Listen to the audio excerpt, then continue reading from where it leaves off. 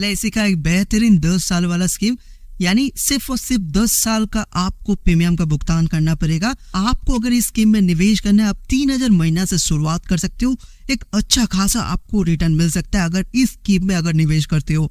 आप अगर 3000 महीना से शुरुआत करते हो, इस स्कीम में निवेश करते हो, 10 साल उस इन्वेस्टमेंट को कंटिन्यू करते हो, आपको 25 लाख का रिटर्न मिल सकता है।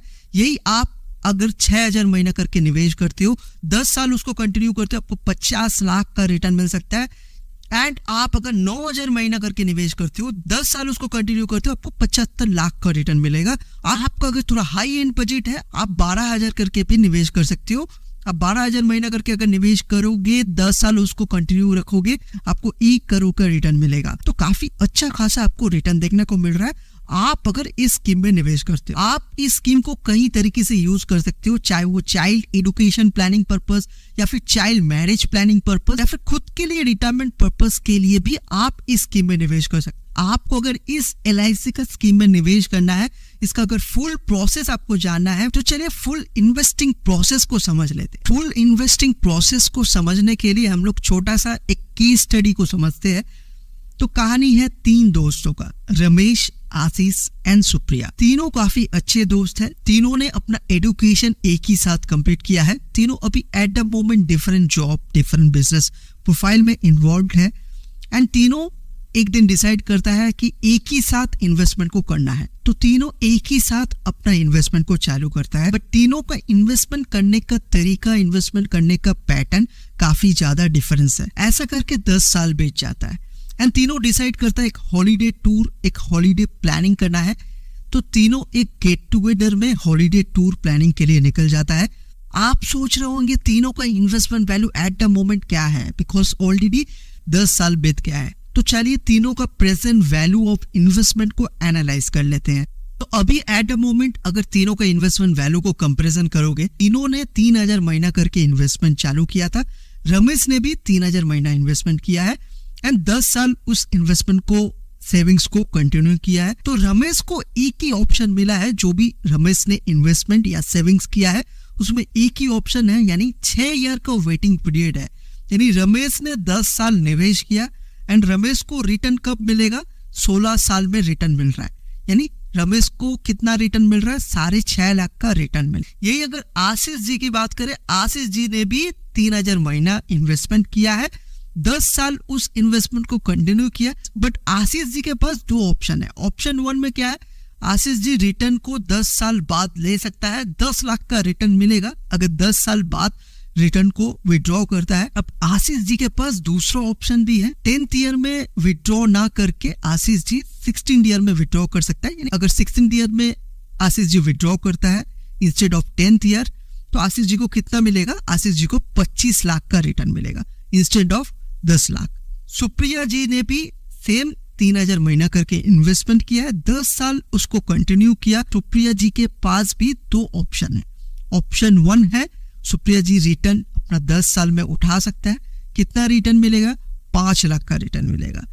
यही अगर ऑप्शन 2 में जाता है सुप्रिया जी, यानी 10 साल में विड्रॉ ना करके 16 साल में विड्रॉ करता है, तो कितना मिलेगा सुप्रिया जी को? सुप्रिया जी को 16 लाख का रिटर्न मिलेगा। ओवरऑल अगर इन्वेस्टमेंट वैल्यू को एनालिसिस करोगे, आशीष जी को सबसे ज्यादा रिटर्न मिल रहा है एंड काफी अच्छा ऑप्शंस मिल रहा है। अब ये तो था फेवरेबल सर्कमस्टेंसेस, यानी सब कुछ सही होता है तो ये आपको रिटर्न मिलेगा। बट मान लीजिए कुछ अनफेवरेबल सर्कमस्टेंसेस हो जाता है, फैमिली सिक्योरिटी में क्या मिलेगा फैमिली को, ये भी जानना काफी इंपॉर्टेंट है।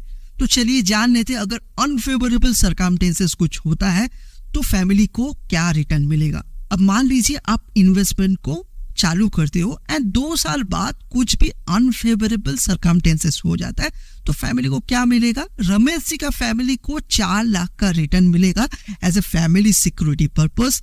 आशीष जी का फैमिली को 80,000 मिलेगा। सुप्रिया जी को फैमिली को 2,40,000 का रिटर्न मिलेगा। अगर ओवरऑल अगर एनालिसिस करोगे अनफेवरेबल सर्कमस्टेंसेस में, तो रमेश जी का फैमिली को सबसे ज्यादा रिटर्न मिलेगा 4 लाख का, बट आशीष जी का फैमिली को सबसे कम मिलेगा जो कि है 80,000। अब हम लोग को इन्वेस्टमेंट पैटर्न को समझना काफी ज्यादा इंपॉर्टेंट है, यानी किस तरह से तीनों जन ने अपना इन्वेस्टमेंट को किया, इतना फर्क क्यों आ रहा है, इतना डिफरेंस क्यों आ रहा है। अगर रमेश जी का इन्वेस्टमेंट पैटर्न को अगर क्लोजली ऑब्जर्व करोगे, रमेश जी ने कंजर्वेटिव अप्रोच से अपना इन्वेस्टमेंट, अपना सेविंग्स को किया है, यानी 3000 महीना करके इन्वेस्टमेंट किया है। एट द रेट 10 ईयर्स यानी 10 साल उस सेविंग्स को कंटिन्यू किया है। रमेश जी का जो टोटल सेविंग्स है वो fully on a conservative approach, यानी LIC जीवन लाभ पॉलिसी में, यानी इंडोमेंट पॉलिसी में 4 लाख का पॉलिसी में रमेश जी ने इन्वेस्टमेंट किया है, यानी सेविंग्स को 10 साल किया है। 6.5 लाख का रमेश जी को रिटर्न मिला है, यानी इस पॉलिसी द्वारा, एज वेल एज 4 लाख का लाइफ सिक्योरिटी कवरेज भी मिला है। अब इधर टर्म इंश्योरेंस भी ऑप्ट कर सकते हो। आशीष जी ने क्या अप्रोच लिया है? आशीष जी ने फुल्ली एग्रेसिव अप्रोच यानी फुल्ली इक्विटी में इन्वेस्टमेंट किया, यानी 3000 महीना करके इन्वेस्टमेंट तो किया है, as same as Ramesh ji, at the rate 10 years यानी 10 साल उस इन्वेस्टमेंट को कंटिन्यू किया। बट टोटल जो इन्वेस्टमेंट आशीष जी का है वो है म्यूचुअल फंड में। SBI मैग्नम मिड कैप में आशीष जी ने इन्वेस्टमेंट किया है, उधर से आशीष जी को 25 लाख का रिटर्न मिला है। बट कुछ भी लाइफ सिक्योरिटी कवरेज नहीं है, बिकॉज म्यूचुअल फंड में आपको लाइफ सिक्योरिटी कवरेज नहीं मिलता है। आप इधर दूसरे म्यूचुअल फंड में भी इन्वेस्ट कर सकते हो। SBI के अलावा ICICI है, HDFC है, काफी सारा आपको म्यूचुअल फंड प्लान्स मिल जाएगा। सुप्रिया जी का इन्वेस्टमेंट अप्रोच क्या है? सुप्रिया जी का इन्वेस्टमेंट अप्रोच जो है डाइवर्सिफिकेशन अप्रोच। सुप्रिया जी ने अपना इन्वेस्टमेंट को डिवाइड किया हुआ है, यानी 3000 महीना सुप्रिया जी ने भी मंथली इन्वेस्टमेंट किया है। सुप्रिया जी ने क्या किया? 50% ऑफ इन्वेस्टमेंट, यानी 3000 का 50% यानी 1500 का SIP किया, यानी म्यूचुअल फंड में निवेश किया। SBI मैग्नम मिड कैप, इधर आप दूसरे म्यूचुअल फंड में भी निवेश कर सकते हो। उधर से सुप्रिया जी को 13.5 लाख का रिटर्न मिल गया। एंड जो बाकी 50% इन्वेस्टमेंट है, यानी 1500 मंथली करके सुप्रिया जी ने LIC न्यू जीवन लाभ पॉलिसी में निवेश किया, यानी 936 टेबल नंबर में निवेश किया। सुप्रिया जी ने 2 लाख का पॉलिसी में निवेश किया, उधर से 3,30,000 का रिटर्न मिल गया, एज वेल एज 2 लाख का लाइफ सिक्योरिटी कवरेज में मिल गया। यानी सुप्रिया जी को दोनों चीजें मिल रहा है इंस्टेंटली, एक अच्छा खासा रिटर्न भी मिल रहा है म्यूचुअल फंड से, as well as LIC policy से लाइफ सिक्योरिटी कवरेज भी मिल रहा है। ये था तीनों जन का इन्वेस्टमेंट या सेविंग्स अप्रोच। अब आपको किसका इन्वेस्टमेंट या सेविंग्स अप्रोच को फॉलो करना है, रमेश जी का, आशीष जी का या सुप्रिया जी का, ये आप वीडियो कमेंट में जरूर मेंशन कीजिए। तो अगर एक LIC का पॉपुलर ऑल्टरनेटिव स्कीम के बारे में जानना है जो कि काफी ट्रेंडिंग है इन दिनों, काफी अच्छा खासा रिटर्न बना के दे रहा है, तो इस वीडियो को जरूर देखिए।